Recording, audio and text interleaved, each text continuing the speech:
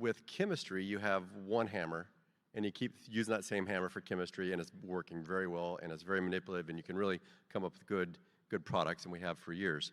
But with biologicals, you opened up really Pandora's box in terms of types of technologies. A lot have been mentioned here, everything from natural products to microbials to plant extracts. I mean, there's so many different tools available to you that with the right science and the right application, we've really expanded not only the IPM toolbox, but even beyond that for resistance, for rotation of different modes of action. So I think it's exciting from the standpoint of what other modalities can you bring onto the farm that they don't have available to them today.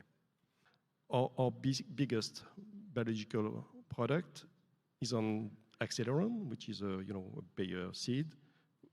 Nobody knows that there's a biological on the seed. It's not even part of the brand or the promotion or whatever, but it's the biggest product that we have. So at the end of the day, really to be successful is to bring a complete solution that is helping the grower to protect his yield, to run a profitable business, rather than just push biologicals sometimes for their specificity or because for their single products.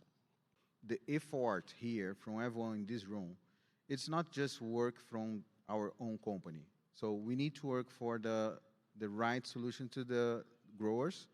And that means we need to work on the lobby, we need to work on the politician, we need to fight to have the right regulation on the ground, everywhere, to speed up the technology and the best technology for the growers. Doesn't matter if that technology is A or B, but we need to fight for the right thing.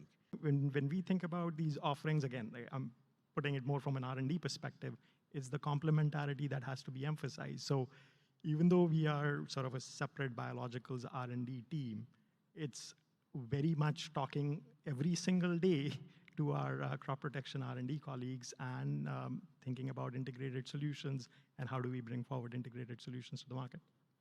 The key to really unlocking the industry is making the solution seamless and not asking anybody to compromise what they're doing in order to make room for biologicals, but rather force the biological product to fit into the existing practice. That's what would make mass adoption more likely. That's what would take a product that specializes in preventative care and overall field health be more widely adopted if it was less of a burden to employ.